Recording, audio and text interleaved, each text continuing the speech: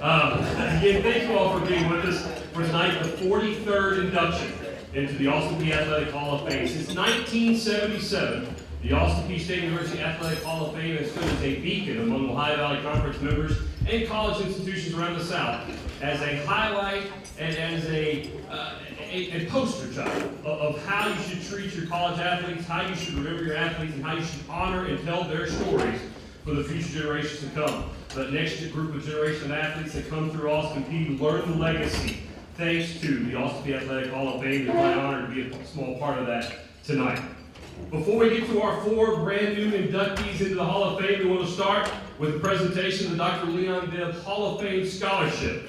Normally, that honor falls to the stead of Mr. Jeff Bibb, who could not be with us tonight. Jeff had a previous obligation. His daughter is getting married this weekend. He did not want to get this owned by her, so we are going to pick up the slack. In football, we call an audible. In basketball terms, we go to the bench. So we're going to the bench tonight to a former Austin Peay basketball standout. And presenting tonight the Dr. Leon Bibb Hall of Fame Scholarship, I turn the podium over to Mr. Steve Miller.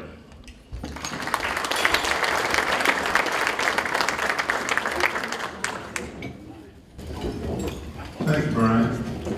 My reading glasses on. Athletic Director Simpson, inductees, Hall of Fame inductees for this year, and guests.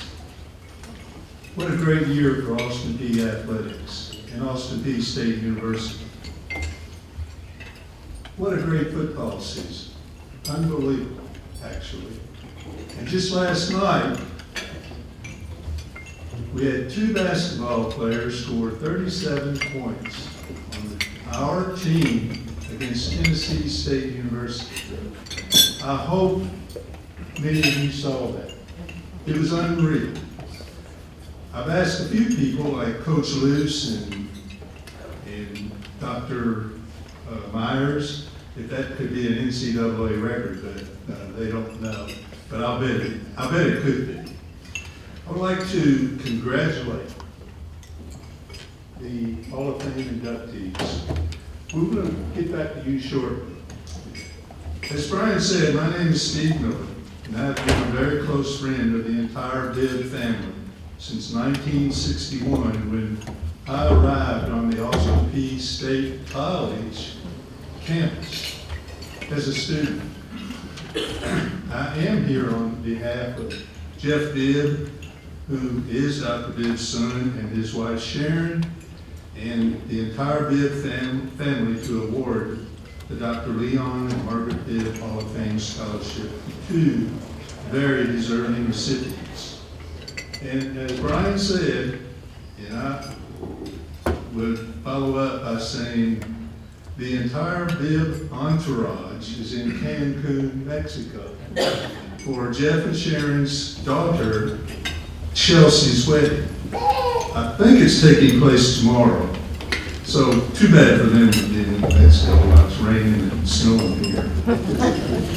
The Bibb family established the Dr. Leon Bibb and Margaret Bibb Hall of Fame Endowment in 2000 in memory of their parents, Leon and Margaret.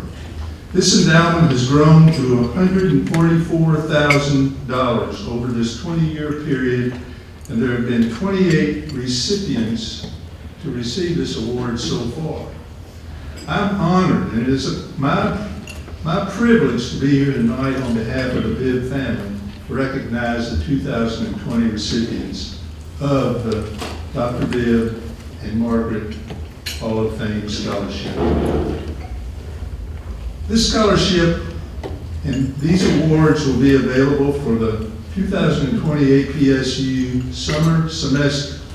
Both of the recipients, and this is a requirement, are graduate assistants, and their assistantships do not provide financial aid during the summer semester. So this scholarship was designed to provide some financial aid during the summer semester for these recipients. And now the first recipient is Miss Nia Gibbs Francis.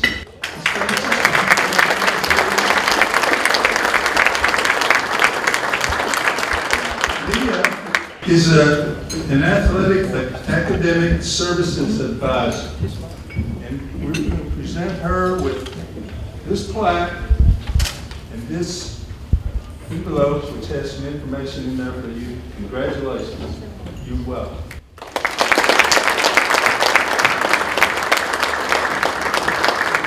Next is Mr. Johnny Mitchell. Johnny, could you come up? Johnny is the assistant to the director of ticketing, and he is working in graduate school and will be here this summer. Johnny, I present this to you. Congratulations. Thank you.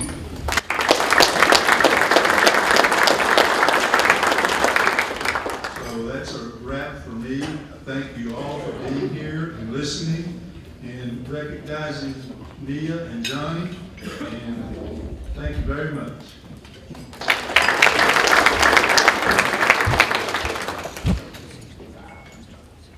Thank you, Ms. Miller. Congratulations to Johnny and Nia, both well deserved. We all know our student athletes could not do what they do on the courts or the field without the help they get in the classroom and from the community. And the scholarship from Dr.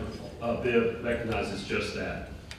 We're going to start now with our 43rd class of inductees into the Ospey Athletic Hall of Fame. 4 new faces will go in this evening. But before we add those faces, I would like to ask that the current faces, all current members of the Ospey Athletic Hall of Fame, please rise and be recognized with us here tonight. We appreciate you being in attendance, and we welcome you back to Ospey.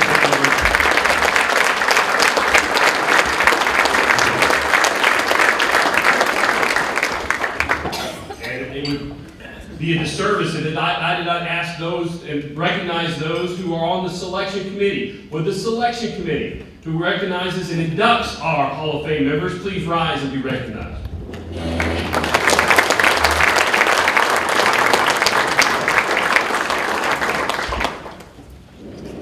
Please wait just a little bit longer. If you will, tonight we will honor our 4 new inductees, and we will start by telling you a little bit more about him and her. If I could direct your attention to our video board, let me induct and start the induction of our first, newest Hall of Fame member at Austin Peay State University. On a team that featured some of the best players in Austin Peay history, Derek Wright, known to nearly everyone as DJ, was the unquestioned leader, floor general, and heartbeat of the program during one of the finest stretches of basketball in the Dave Luce era. A 5'9" point guard from Los Angeles, Wright took on the challenge of disrupting opposing point guards on one end of the floor while making the Governor offense run smoothly on the other end, while all the time incorporating talents like Drake Reed, Fernandez Lockett, and Wesley Channels into the offensive scheme. The result was 3 Ohio Valley Conference titles, including a 2008 OVC tournament crown and an NCAA tournament appearance. Along with that came a program record of 228 career steals, a record that is unlikely to be eclipsed anytime soon. A self-made player who improved each year, Wright gave everything as a senior, earning all OVC honors and a spot on the all-tournament team, even after a thigh injury that severely limited him midway through the championship game. His senior season highlight reel would include a 43-point game in a triple overtime battle at Southeast Missouri, plus a 12-assist effort against UT Martin, which was one of 3 double-digit assist games in his final season. After a lengthy career in Europe, Wright is now back stateside as he begins his coaching career as a graduate assistant at Arizona State. There is little doubt that Derek Wright will have the right stuff to coach the next generation of point guards.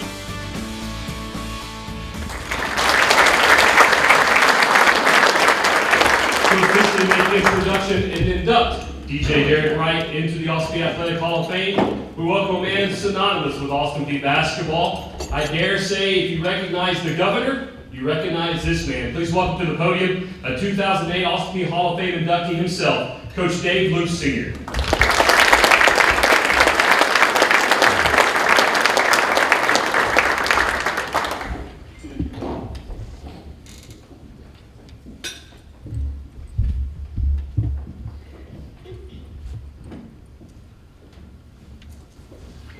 Good evening. Thank you, Brian. First of all, I'd like to congratulate all of the inductees. We're honored to have you here tonight. I'm also very honored to be here to present DJ Wright. I just was seated at the table with David Midlick, who DJ was a player. He was on our coaching staff here. One day on the practice schedule, I had that we would work on our press offense. So we had the players out on the floor in the appropriate positions, and I really intended for this to be a walkthrough. So I invited our coaches to take the positions on defense. Well, that included David, Bo Wells, and Scott Combs. Many of you remember those guys. Well, after we handed DJ the ball, Scott Combs, one of our coaches, got down in the stance, and I guess DJ took that as a challenge, and he blew by him. And to this day, I think Combs is still looking for him. Midley was laughing; he ran into one hall. Bubba was laughing; he ran into another hall. And Combs is still looking for DJ. So I guess that's why they called him the Blur. I want to take just a moment before we get started to talk about DJ and also congratulate Gerald. I'll tell you, the 37-point performance by Adams and Taylor last night was indeed, Steve, impressive. Equally impressive was the student athletes out on that court. They literally filled the Dunn Center court, and they will be recognized for their academic accomplishments. So congratulations to Gerald and his staff on the football season, the way basketball is going, for your academic success. Things are in good hands and going great. Congratulations.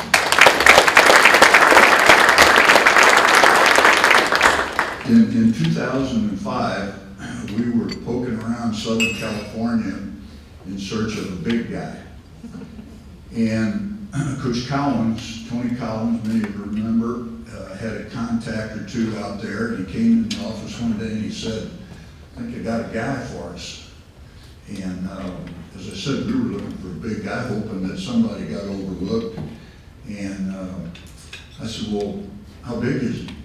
Well, he mumbled, 9. I said, "How big is he, Coach?" He said, 5'9". I said, "Do you know we're going to look kind of funny playing with a 5'9" center?" And he said, "Well, Coach, I'm telling you, we need this guy on our team."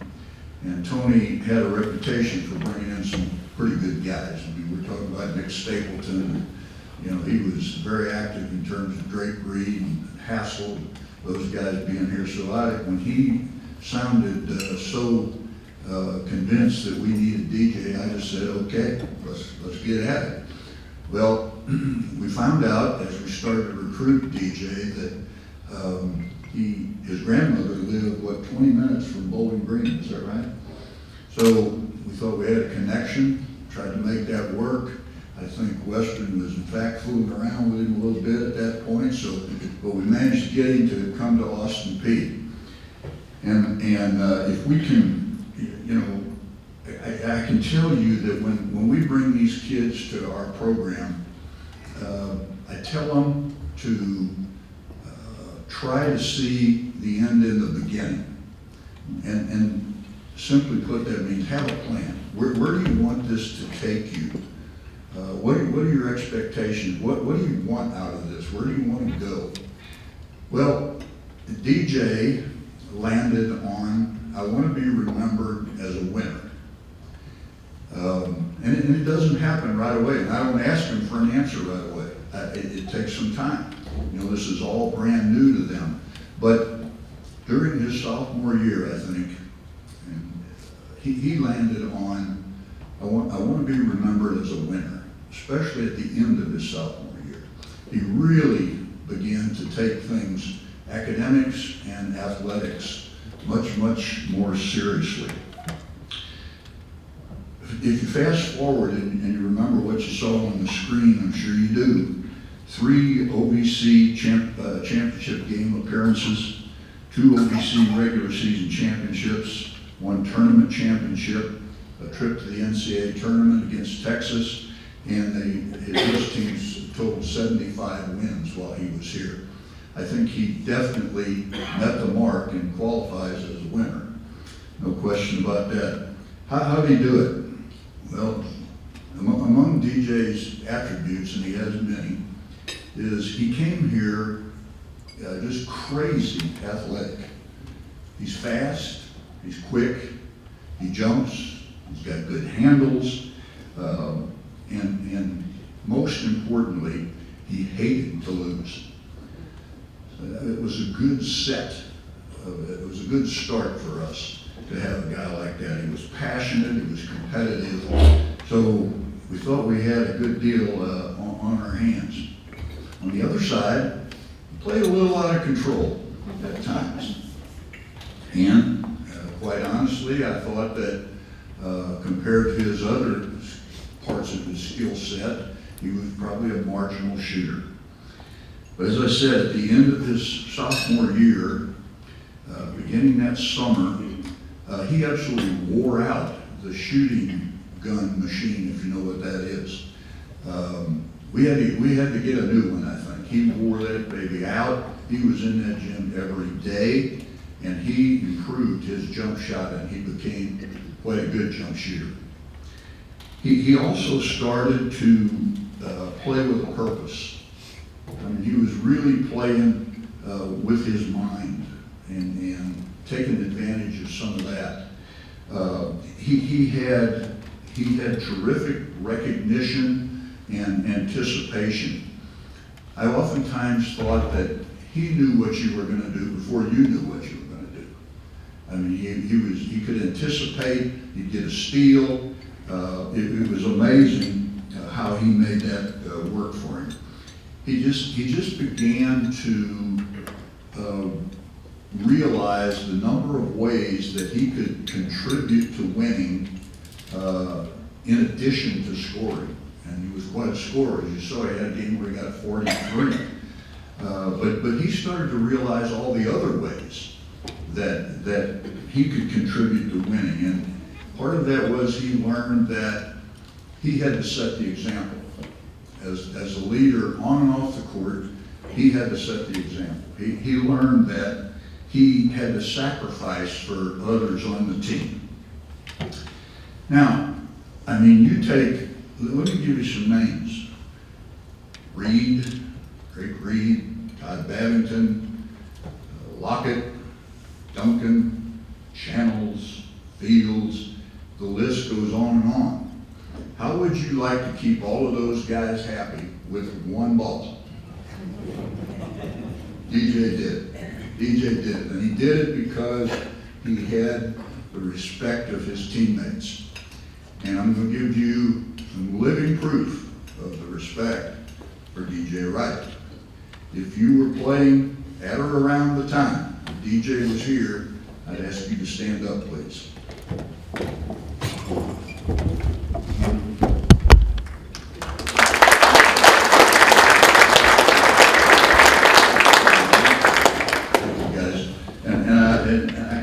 I can't miss saying this with those guys within earshot. You don't know what good it does my heart to see you guys together.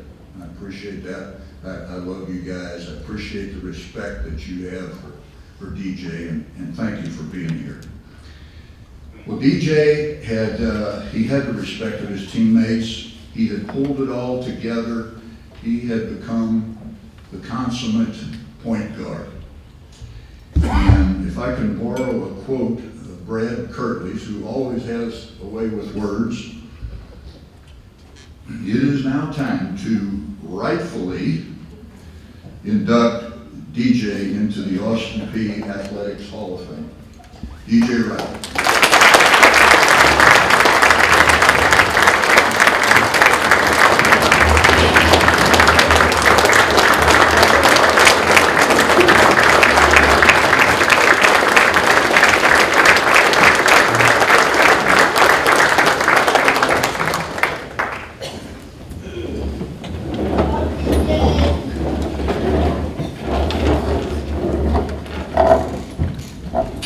I was just telling my team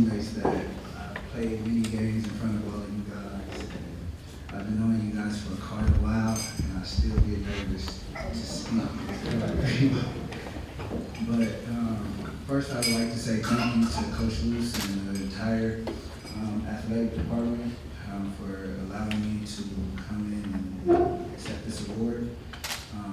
And I would also like to thank Greg Walker. He's not here with us anymore, but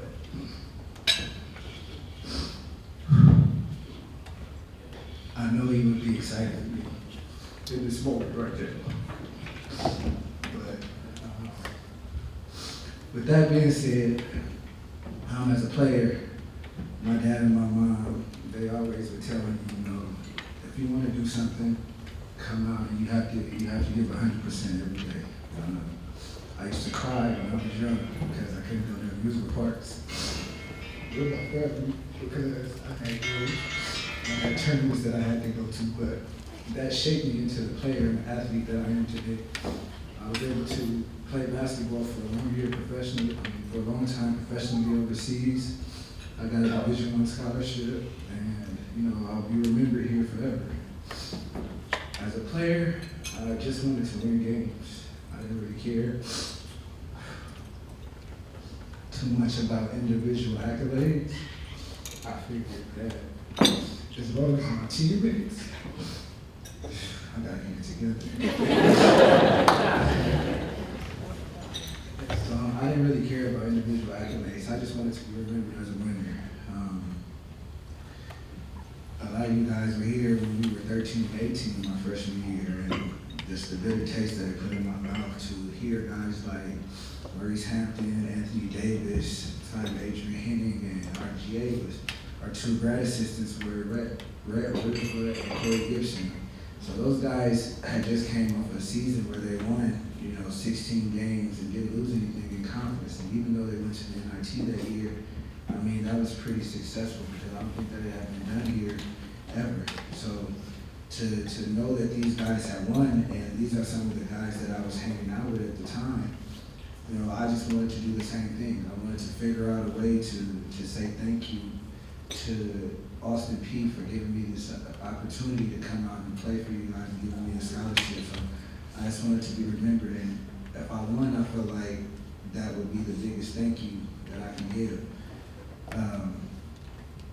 Like I said back and forth, I used to cry because I wasn't able to go out and my cousins and family. And one of my aunts that's here right now used to argue with my family and say, let the guy have some type of fun. But I never missed a practice. I was always here for games, and that's one of the reasons why. My teammates, you guys, I want to say thank you to all of you guys. I had the opportunity of playing with two of them overseas. Played with Maurice Hampton, and a lot of people don't know that when I came out of school, I was hurt, and then I got hurt again in the G League. And Squeak was he was in the Czech Republic playing, and he was coming off an amazing season. So I called him, and he was switching teams. And he told me, I'll look out for you if you want to come over here and play. And the next year, when he went to that team, he told the coach about me, and they flew me out on the tryout and signed me while I was there. So I never got a chance to really say thank you. Appreciate it. But the rest of my teammates, my brothers, I would say, I love you guys, man, and you guys are, part of the reason that I'm still standing here right now. So thank you guys, Dez, Kyle, Sweet, Ernest, Wes, Soup, even though you wasn't here, you didn't get the luxury of playing with me. I really appreciate you guys. Mr. Kirtley, and I really want to say thank you to you because you stayed on me, but you had some words for me, and you would tell me certain things, like the college insider things, before I even knew, because I didn't really give it to the media. So thank you so much. My coaches, the athletic department, I just really want to say thank you. Everybody who had played a part in bringing me up here, thank you guys so much. I love you all, and I'm going to enjoy this award.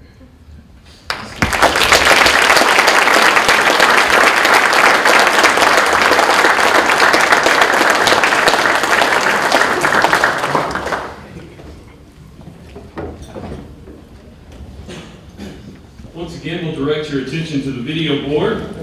We're going to use the video board twice with this next induction, but let's start with our next women's tennis inductee into the Athletic Hall of Fame. Many people in and around Austin Peay had a hand in reviving a women's tennis program that had seemed to lose its way. After a period of sustained success in the late 1980s and early 1990s, time gave way to a lengthy era of being a non-contender in the Ohio Valley Conference. Once again, the program needed a reason to believe. Meanwhile, the arrival of Vanya Tomik-Vidovic was one that needed a bit of luck. Tomik-Vidovic needed to know that Malik Tabay, who needed to come to Austin Peay as a head coach, needed to find a place to land after the program at Indiana State was dissolved. When Tabay was hired, Tomik-Vidovic joined him, and as they say, the rest is history. In her first season as a governor, Tomik-Vidovic earned honors as the Ohio Valley Conference Player of the Year and First Team All-OVC. She led the Govs to an 8-1 league record and the program's first OVC tournament title in more than 20 years, thanks largely to a season-ending 17-match winning streak. In Austin Peay's first NCAA tournament appearance, she was leading 4-2 in the second set against Irina Falcone of Georgia Tech, once a top 100 player in the world, when the match ended. She followed that with 2 more high-level All-OVC seasons, becoming Austin Peay's first 3-time honoree in nearly 20 years. An academic standout, Tomik-Vidovic parlayed her Austin Peay degree in molecular biology into a master's degree in human molecular biology. Always striving to fulfill her potential, she's working on a PhD while at the same time raising triplets. We have all had late nights at Austin Peay State University. Many of us have ran to Johnny's at 1 or 2 in the morning, but I will tell you, if we go to the video, it is almost 20 after 2 a.m., and our newest inductee will join us by video conference. Ladies and gentlemen, the newest member of the Austin Peay Athletic Hall of Fame, Vanya Tomik-Vidovic.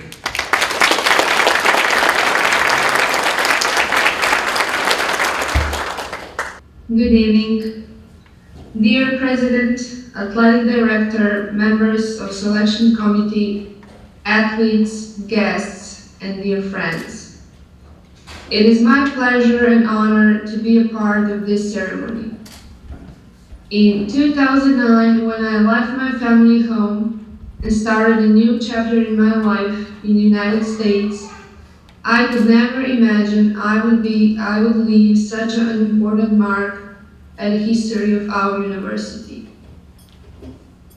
Being student and athlete at APSU left an indelible mark on my personality, my professional and private life. I owe a deep gratitude to my coaches, teammates, professors, to all athletic department and administration at APSU for making my student and athlete life the best experience I ever had. You were and you will always stay in my heart. Thank you very much for recognizing my achievements and results. This award belongs not only to me, but to all my teammates, coaches, and to university. Their support and understanding was crucial for my tennis results, as well as for my academic achievements. Thanks to APSU, I continued my professional career in the field of molecular biology, and this year I'm going to earn a PhD in human genetics at the School of Medicine, University of Banja Luka. To be a part of Hall of Fame is a great honor, and this award is very emotional for me and my family. Once again, thank you very much. It is a great honor.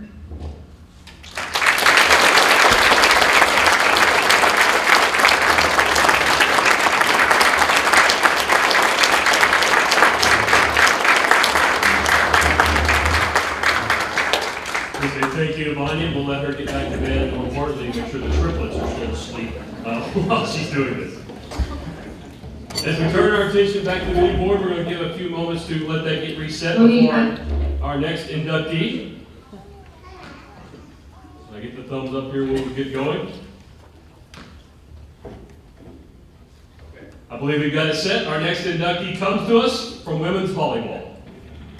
For a program that has seen its share of outstanding players, Melissa Gailey Lucky remains one of the greatest to ever don the red and white for Austin Peay. In just 2 seasons, the Miami native, who was an outside hitter in high school, showed that the transition to setter, which she made while winning a junior college national title at Miami-Dade College, could translate to the Division I level. The versatility Gailey Lucky brought to Clarksville allowed head coach Cheryl Holt to maximize every lineup combination, with the result being an Ohio Valley Conference regular tournament title in 1991 and a regular season championship in 1992. This became the first back-to-back 20-win seasons in Austin Peay volleyball history. Gailey Lucky would be an integral part of the equation for Austin Peay, being named an All-OVC player in both seasons while in Clarksville, and earning all-tournament honors during her senior season. An intelligent, analytical player who would go on to become the first full-time assistant in program history, Gailey Lucky still owns the single-season record for aces, with an incredible 101 aces in 1991. She also posted more than 1,300 career assists in just 2 seasons, while splitting time between setting and hitting. A true multi-tiered athlete, Gailey Lucky has spent much of her post-Austin Peay career in coaching as she trains up the next generation of young talent.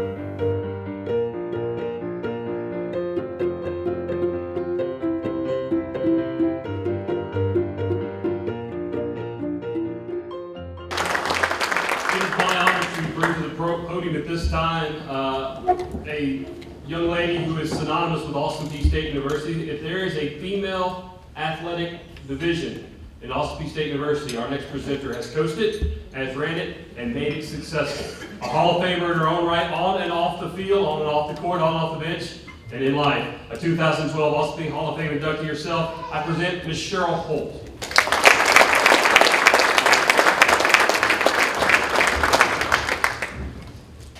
I don't think I deserve that, Ryan. That's a little over the top. Real quick, I saw DJ at the game last night. First thing he says to me, Coach Holt, you taught me dance. I go, okay, of all the things I could not, had you in dance class, DJ? Did you not say that? Well, lo and behold, it wasn't, I think sometimes they do the dance camp.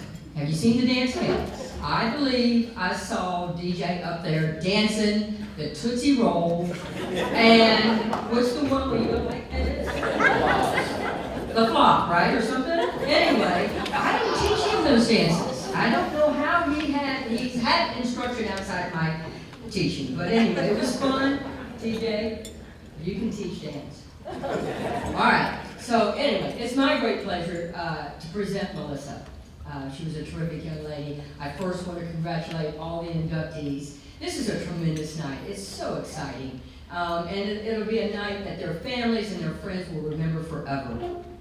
I also want to thank, and it's been a great opportunity to meet Valerie, hook up with her again, Melissa's mom, and the Luckies over there, Paul and Mary Kay, and Melissa's extended family.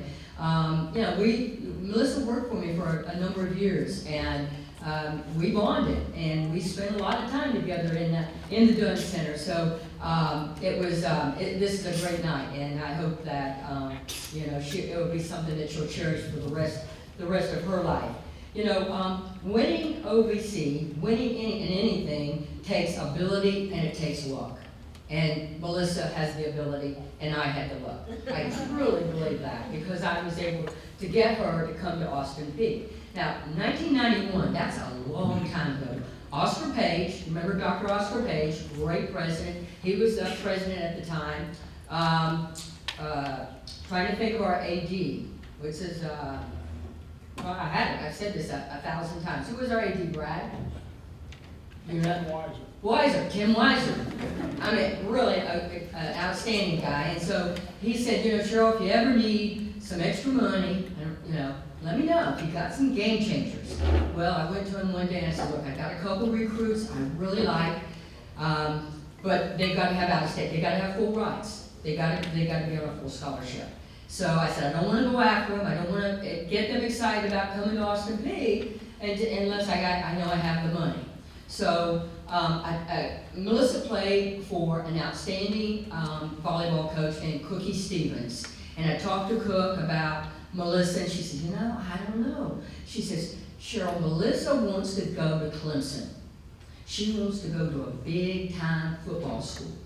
And I said, well, okay, you know. I said, well, you know, I'm going to talk to Melissa and see if we can get her on campus. And so we did, and agreed to get Melissa and Isabel. That was her teammate that we brought in at the same time. We laid out the red carpet. She talked to Dr. Page, Tim Weiser, you know, the best recruiter on campus at that period of time was the late A.J. Taylor in the School of Business. And Melissa, so happened, was a marketing major. As a matter of fact, I took all my recruits to see A.J. Taylor. It didn't matter what they were in. They were nursing, teaching, because he said, you know, he didn't force Austin Peay on him. He said, you know, Austin Peay, it's got to be a good fit. You know, Melissa, you know, it's got to feel right. And he talked about the strengths and weaknesses, and he just was so down to earth. And you end up walking out of that room, and you just loved Austin Peay. I mean, it was an easy sell, wasn't it, Melissa? So anyway, we got Melissa on campus with AJ. We had, you know, the basketball game last night was electric. It was so much fun. Coach Midlick, awesome. And the reason I say that is because I scheduled all my recruiting around basketball games because it was something to do, and it was so much fun. And the student athletes were there. DJ was dancing on the dance cam, and you know, and so we had planned for Melissa to come to the ball game. You know, I don't know who we were playing, but she got sick. She got the flu. I don't know if it was the flu or a bug, but she started throwing up, and she couldn't get out of the motel room. So I said, oh Lord, we've lost her. She's not coming to Austin Peay. Well, lo and behold, she and Isabel both decided to come, and it was a big relief for me. So let's talk a little bit about Melissa, the student athlete, and why she was so special. We never would have won 2 OVC championships. Those banners on there should probably have, and I mean this from the bottom of my heart, if Melissa had not been on the team. Okay? And one thing is, you don't win championships, like I said, you don't win championships unless you have talent, all right? And Melissa was a winner. As the video said, she had won 2 back-to-back state high school championships. That is hard. She won a junior college national tournament. She was on that team. That is difficult. And I have found in my recruiting experience, if you recruit kids that know how to win, that makes your job so much easier. So that's one of the things that she was always so positive. She had tremendous work ethic. You know, she led by example, and she played with great confidence. So that was a selling point in itself. But she also had talent and ability. Now, Melissa told me herself, she wasn't the fastest one on the court. She wasn't going to win the 50-yard dash, all right? And she wasn't the strongest one in the weight room, but she could do it all. I'm telling you, she was an excellent technically with her skill set. You know, usually when you recruit, you get a player, and you know, they're either a good hitter, or they're a good server, or they're a good passer, but they don't have all the skills. And Melissa could do it all. I'm honest, she hit when she's on the front row, and she was a good right side hitter, and she set and passed when she was on the back row. So we were really excited about that. Back then, we played 3 out of 5 games to 15, okay? And it was regular scoring. Now, regular scoring, anybody know what that means? That means that you only score when you get to serve. Okay, it's not just putting the ball in play like it is now. It's rally scoring. So it doesn't matter who serves, which team serves. We had to serve tough. to win. There you go, right there. She has set the record for the most, aces? And an ace is when the other team cannot return it.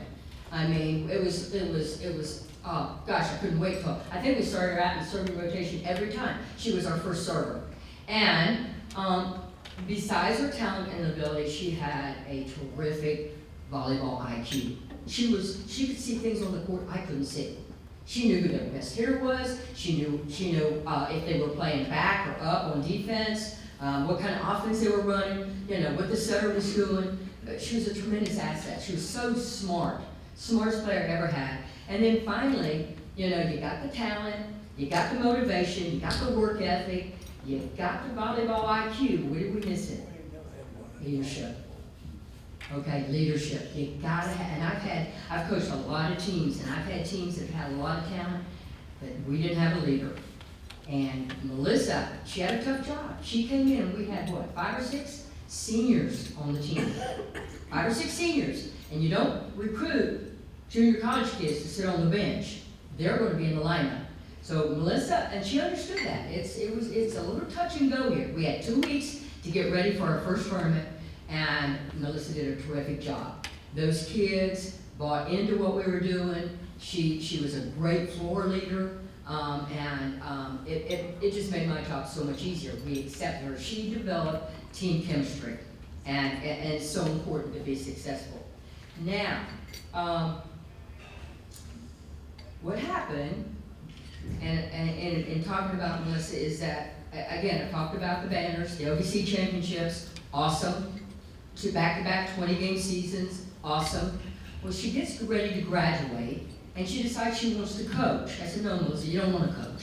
She's got a degree in marketing. She can make thousands of dollars. But anyway, she came to campus. She was my graduate assistant that next year, and we were co-coaches. I never really considered Melissa my assistant because we looked at the responsibilities and we divided everything down the middle. And one of them, we didn't have a manager. There wasn't room on the bus or the van. We couldn't feed them. We didn't have any money for that. So we didn't have a manager. So we decided I would do laundry, team laundry one weekend, and she would do team laundry. Now I'm just talking about trips now. I'm not talking about every day. Okay, we didn't do the team laundry. And Melissa would do the laundry. She would do the laundry the next trip. Well, first trip of the year, we were going to Jonesboro, Arkansas. We were playing Arkansas State. Melissa drew the short straw. We had brand new uniforms. They had just been screen printed by Active Screen Graphics, okay? And we're sharp looking. So Melissa goes down, throws them in the washer, then she throws them in the dryer. An hour later, the dryer got too hot and she burned them up. Burnt up the brand new jerseys. All those laminated or pressed on numbers stuck together. And it's been so long, I can't remember if we ever, but I fired her. I had to. She burned up the uniforms. But of course, Melissa, went on. She was with me for another 9 years, and I fired her 4 or 5 times. That was just part of it. But I always hired her back because I couldn't live without her. So anyway, we had a great time. In '93, and Tara, I'm just about done. But in '93, Joe Lucky was our intern. He was hired. Her husband, right here, Joe Lucky, was hired as our athletic academic intern. Okay, and so and Melissa was down in our office, and we're working every day. Well, they got to be friends, and then they got to going out and everything, and they finally started dating. Well, Joe was really slow about asking her to marry him. So AJ, the late AJ Taylor, who we dearly love, started spreading the rumor, Joe just asked Melissa to marry him. So, and it was all over campus, and everybody's calling up Melissa, oh, congratulations, you got engaged. She had not gotten engaged. Joe had not asked her. So anyway, but we built a house, we had a wonderful wedding, the whole department went to Cincinnati. Several years later, we got pregnant, we had Adam, and we all did this together, we were a big family. So, Melissa, you were great, and I love you. And she's the reason that our programs were so successful. And we had such a good time. So at this time, I would like to present to you the next Hall of Fame inductee, Melissa Gailey Lucky.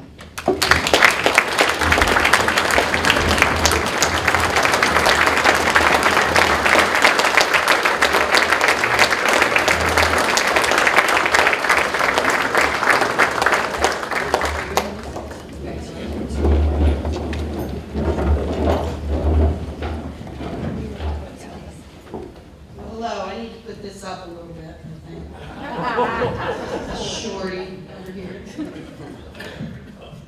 Yes. Yes, thank you, Cheryl. Cheryl Holt's the best.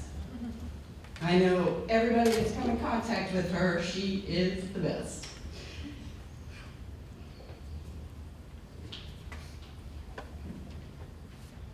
I wouldn't be where I am today without Cheryl. Like I said, I was with her for 2 years as a player and 9 years as a coach. And she and I have been through a lot together, ups and downs, a lot of ups, a few downs. Like she said, I got fired a few times.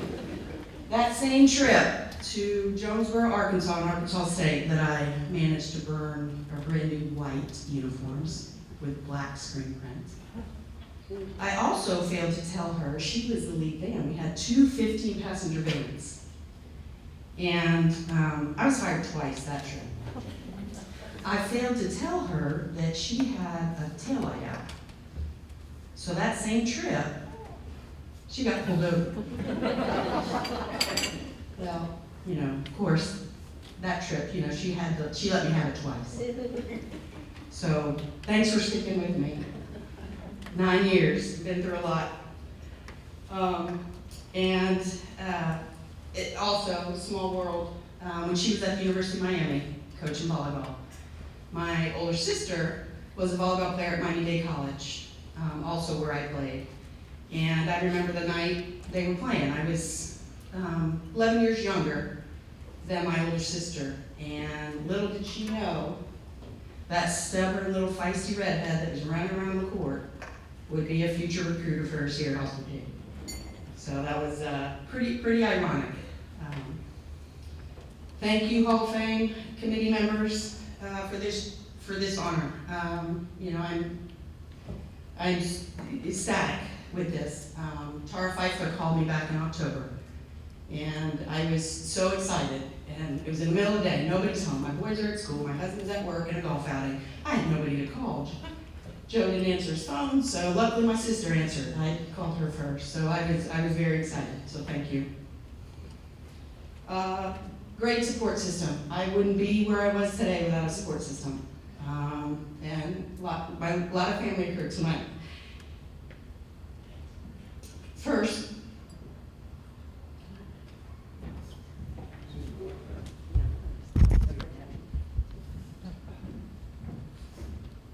sorry, I'm trying not to get emotional. But first, my husband Joe. He's my rock.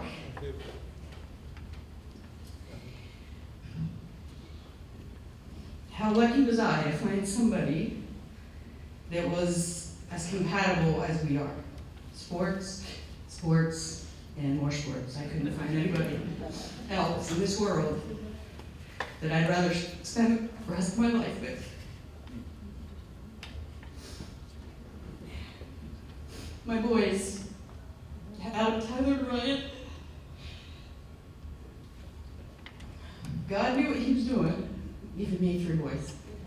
I'm a sports mom, and he knew what he was doing, giving me boys. My boys always tease me, Mom, you're not an athlete. Mom, you're not an athlete. Well, boys, a long time ago, yes, I was an athlete. I really was. But may not see that now, but I really was. I was an athlete. And some of you may remember, we use this picture a lot, but some of you may remember my coaching days when Adam was a year old and he was doing a combat crawl across the Dunn Center floor. But he has that picture, and we use that a lot on his picture boards. But So thank you. Now my mom. My mom was my rock growing up. Unfortunately, we lost my dad when I was 10. So my mom was my rock. Thank you. Paid off. All the, running from practice to practice and games to games, somehow fitting in a meal, and lo and behold, there's homework involved too. So somehow we did it, we made it. My sister Cheryl, she was my idol.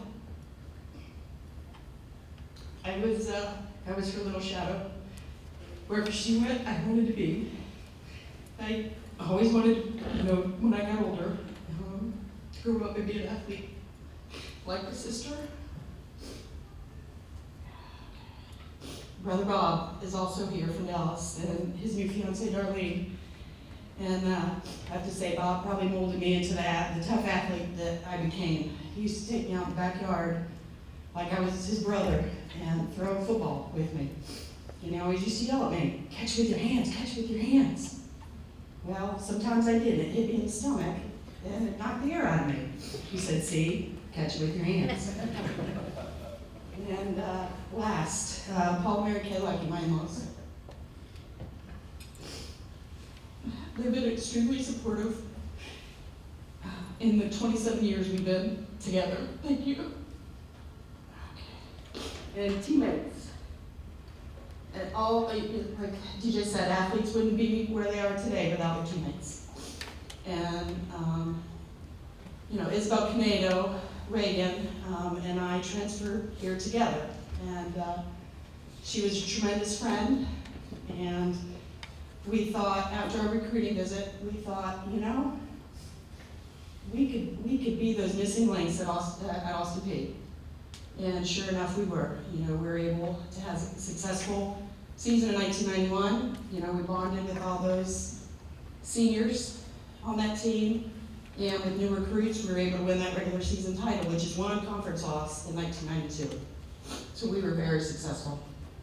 And boy, but I tell you, Miami girls coming up to Clarksville, Tennessee.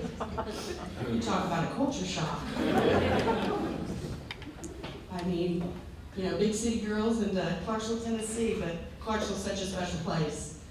But we thought, first couple weeks of practice, we thought, oh, what are we getting ourselves into? From the southern accents, to the cold weather, to the snow. But you know what? Clarksville's a special place because I stayed for a long time, and Isabel actually is still in Clarksville. So Clarksville, Austin Peay is a very special place.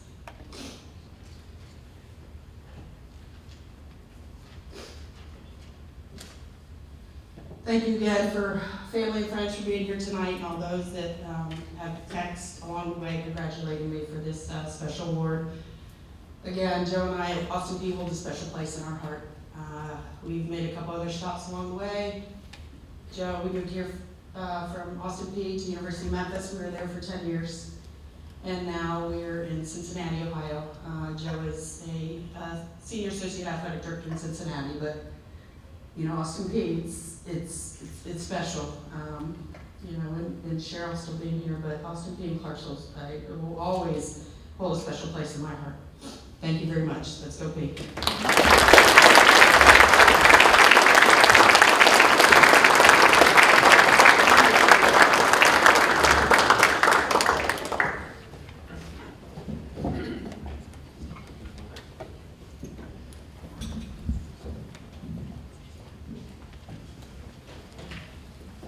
Our final inductee this evening, unfortunately, we do it posthumously. But if I direct your attention to the screen, we introduce a member of the Austin Peay football family inducted into the Athletic Hall of Fame. In a bygone era, the story of Melton Self is one of a kind. After Christmas, his freshman year, Self was conflicted on whether or not to return to school. Presented with an opportunity to join his father working at a coal mine, he decided to hitchhike back to school. which turned out to be a pretty good decision. Self returned to Clarksville and became an anchor on the offensive line in one of the best stretches in Austin Peay football program history, playing along with fellow Hall of Famers Hendrix Fox and Julius Sneed. Self, a 4-year starter at guard, was an all-volunteer state athletic conference selectee as a senior. Former teammate George Fisher, also a Hall of Fame member, once said, "Pound for pound, Melton Self was the best football player that has ever played at Austin Peay." Following graduation, Melton Self served his country as a member of the United States Air Force. He later returned to Tennessee, where he coached and taught for 30 years in the Dickson County school system.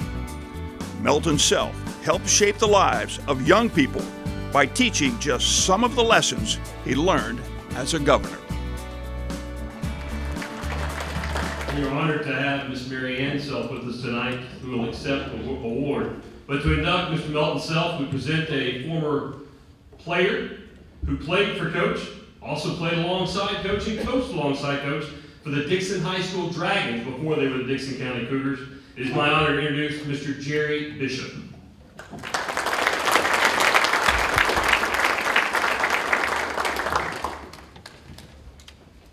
Before I talk about Coach Self, I'd just like to say to listen, DJ, you remind me of that man.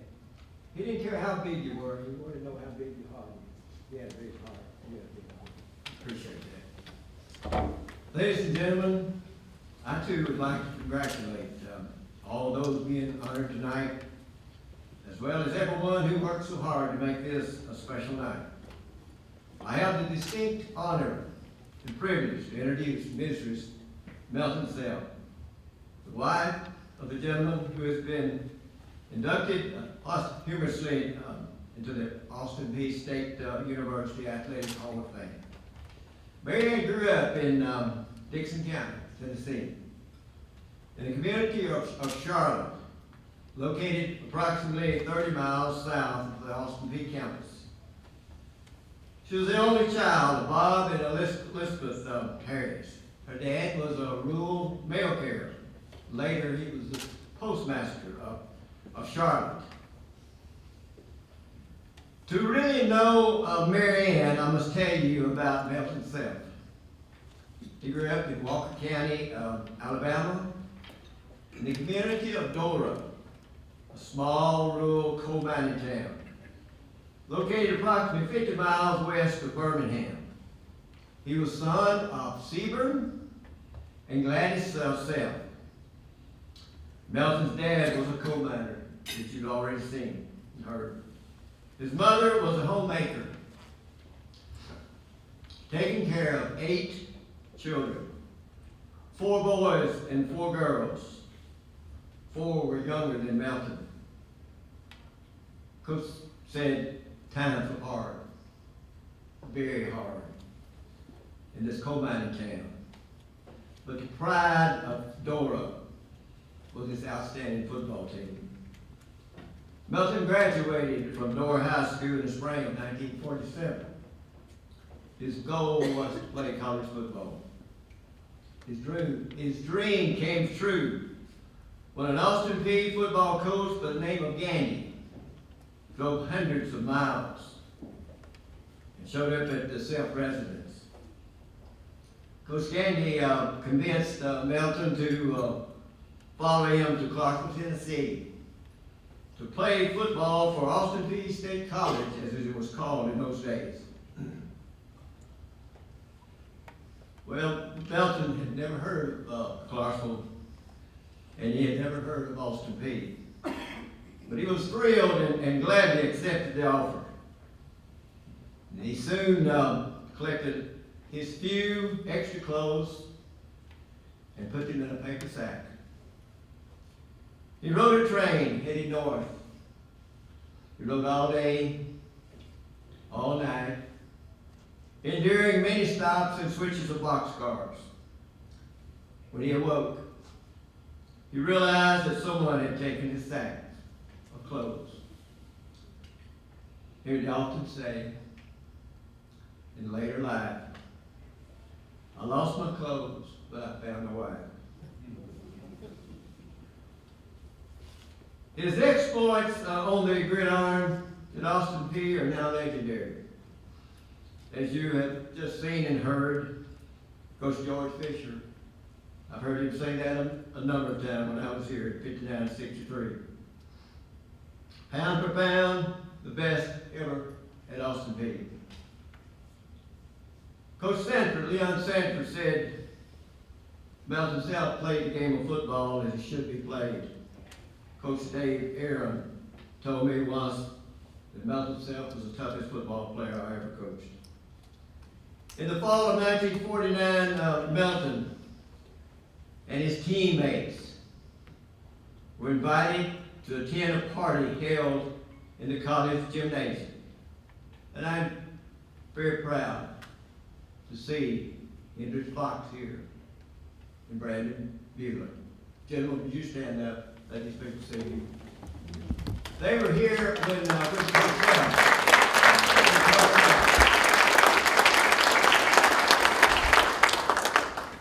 Hendrix was a center, and Coach Self was a guard.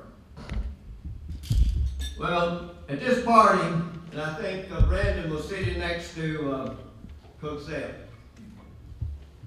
and I'm sure he remembers when Mary Ann walked in the gym. See, Coach was going to be a junior. I was supposed that 2 years he was at the same party. But evidently he didn't see anything like he saw coming in on this night.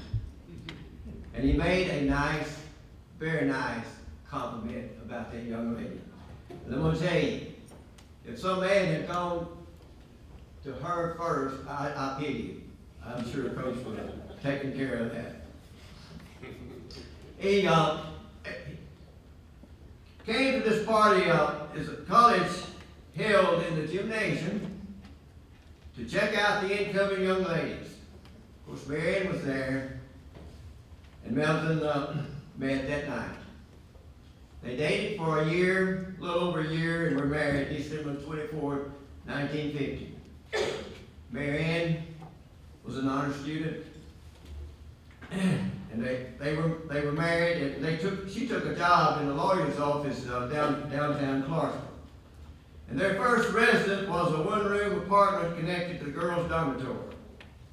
Melton graduated in the spring of 1951. The Korean conflict was at its peak. America was losing thousands of young men. Melton and many of his friends were called to duty.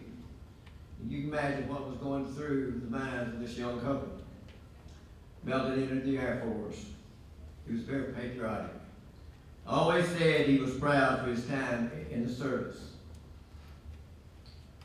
Well, he completed his basic training, and Mary Ann got to be with him and was sent to Amarillo, Texas. There, it didn't take long for people to realize of his leadership ability. And he was sent to officers candidate school. And he was commissioned second lieutenant. They moved from Amarillo to Cheyenne, Wyoming, and ended his service time in Charleston, South Carolina.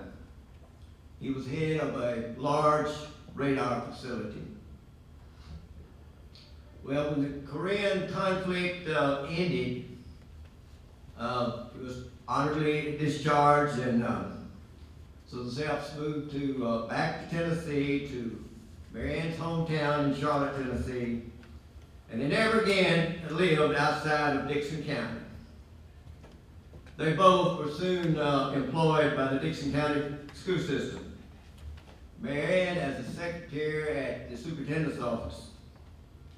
And Coach Self started his career in Dixon, working with Homer Joe Hamdorf. Coach Hamdorf, also a Hall of Famer at Tennessee Tech many years ago. And Coach was like Jim Thorpe. Still holds the record, I think, it's about 20 letters, football, basketball, baseball, and track. So we had 2 Hall of Fame coaches in our school. We were very fortunate. Not only were they good coaches, but they were good molders of men and women. Well, after his first year working with Coach Amdor,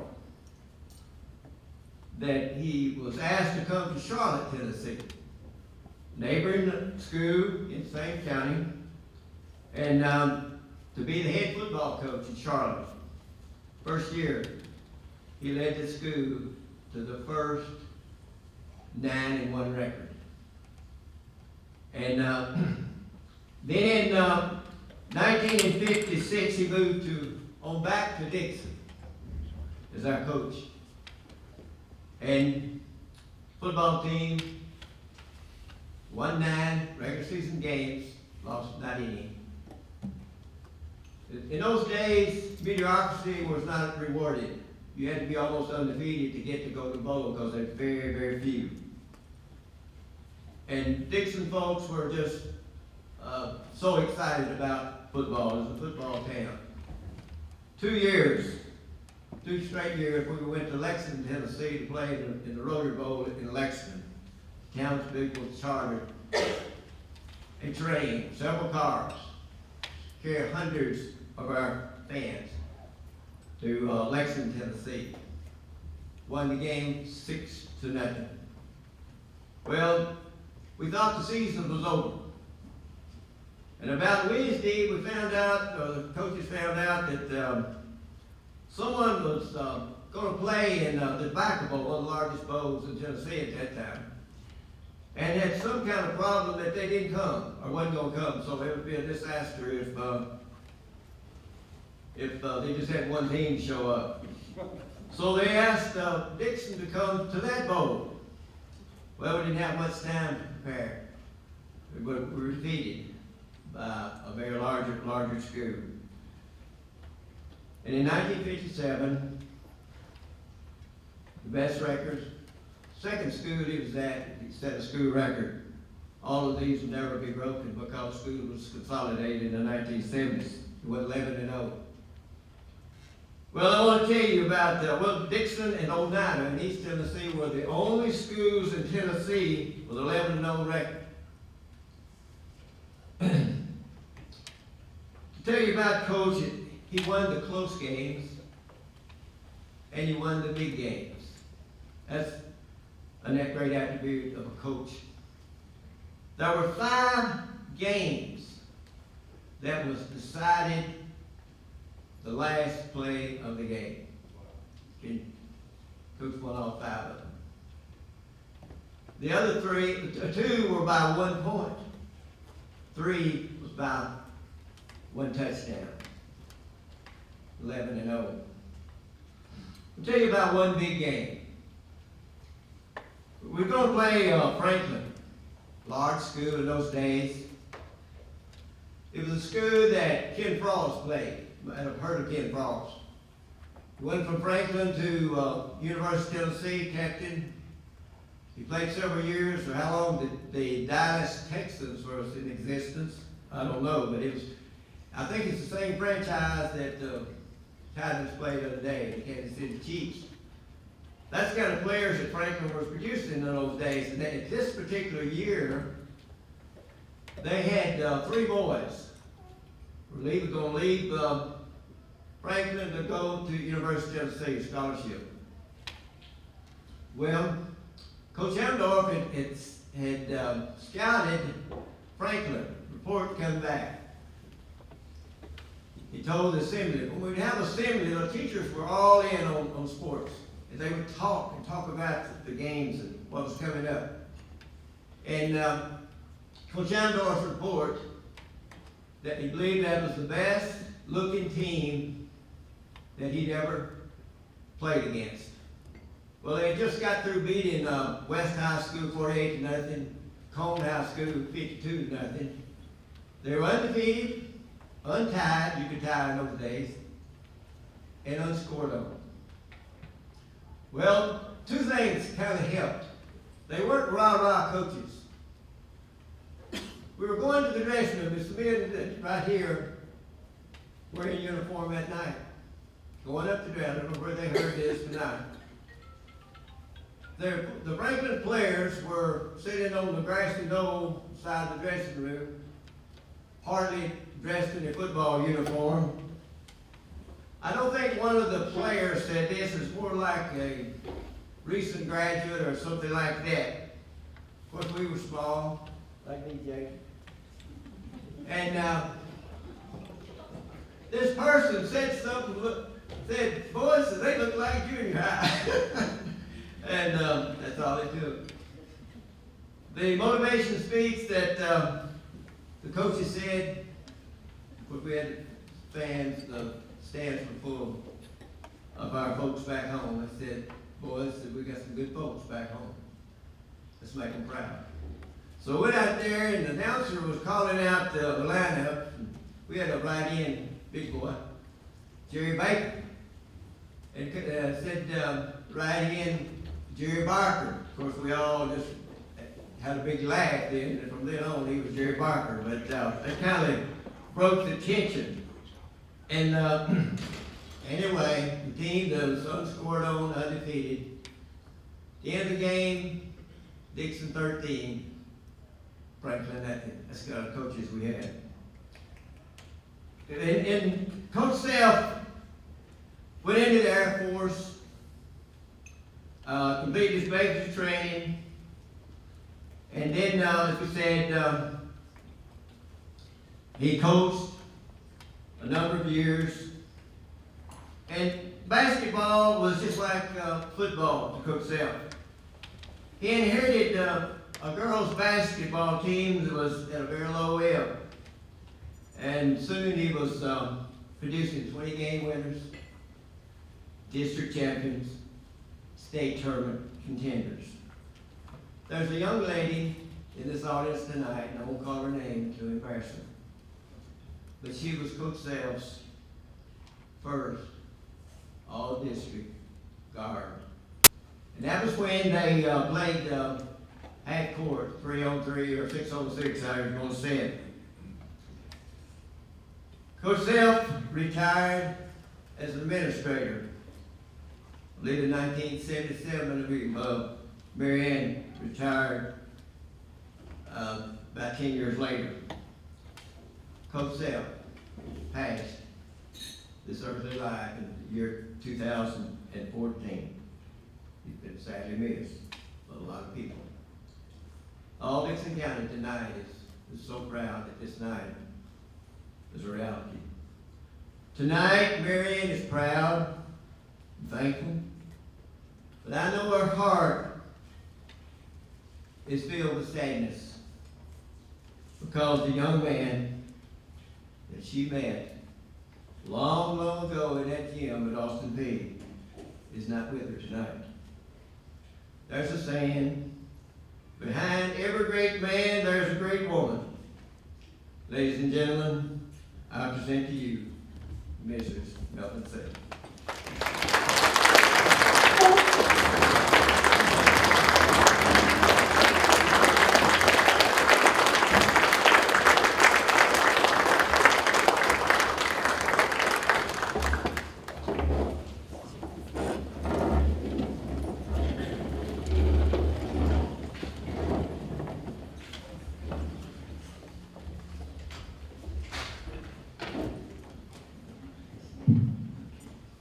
Thank you, Jerry, for those kind words.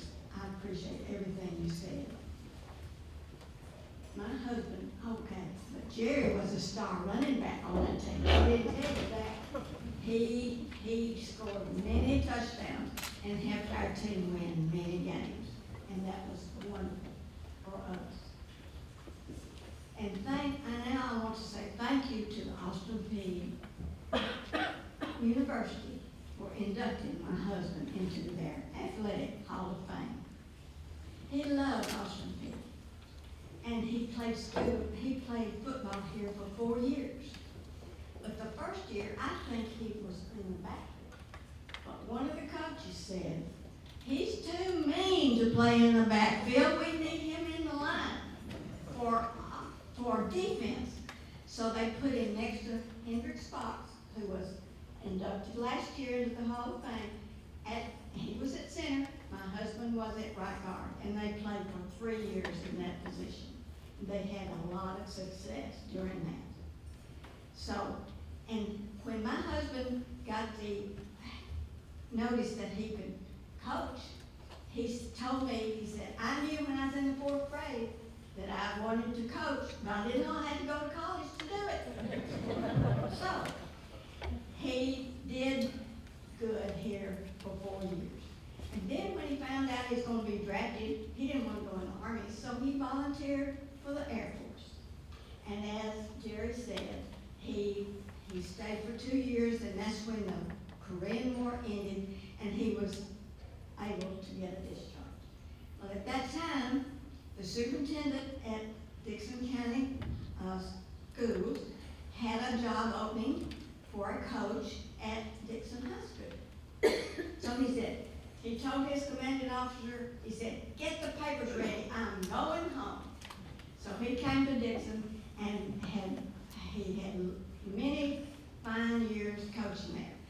But at that time, he found out that he was going to have to coach girls basketball. He had never even seen a girls basketball game. He said, oh my gosh, what am I going to do? So he studied the game, went to all the coaching clinics around the state. He even went up to Kentucky to talk to Coach Rupp. And Coach Rupp told him, he said, you can do with your 3 girls what I do with my 5 boys. You can run these plays, and they will be successful. And he was very successful. After the first 2 years, he never had another losing season. And that was so good for him. And also, they went to, I think Jerry mentioned it, they went to the state 3 years, and in his football team, they went to bowl games 3 times. So, anyway, I want to say thank you for being here, and I do want to say congratulations on in order for your football team. I hear they have had a terrific year, and I wanted to say thank you to them for that good season. And now, in closing, I want to thank you again and my family, and I want to thank you for this honor. Thank you very much.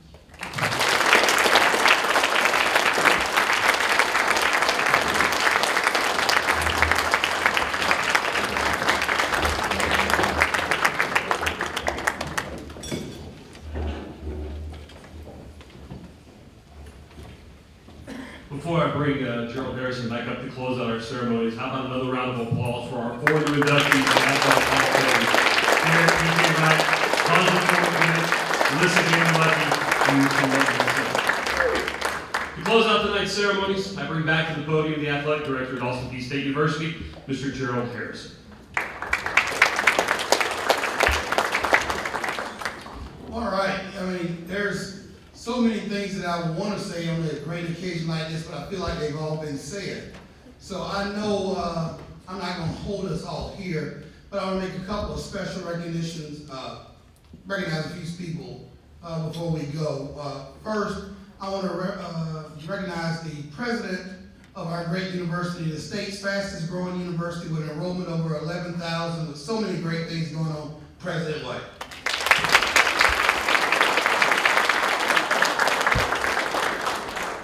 Events like this don't happen by accident. They happen because of great leadership and great people who are very dedicated to this process.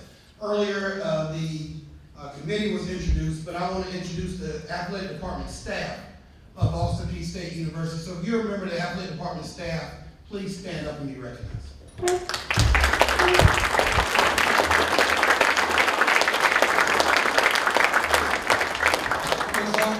You know, I know y'all were talking about sometime firing people. Most of these people have been fired at least once in 18 months. So they understand. We all get upset just a little bit.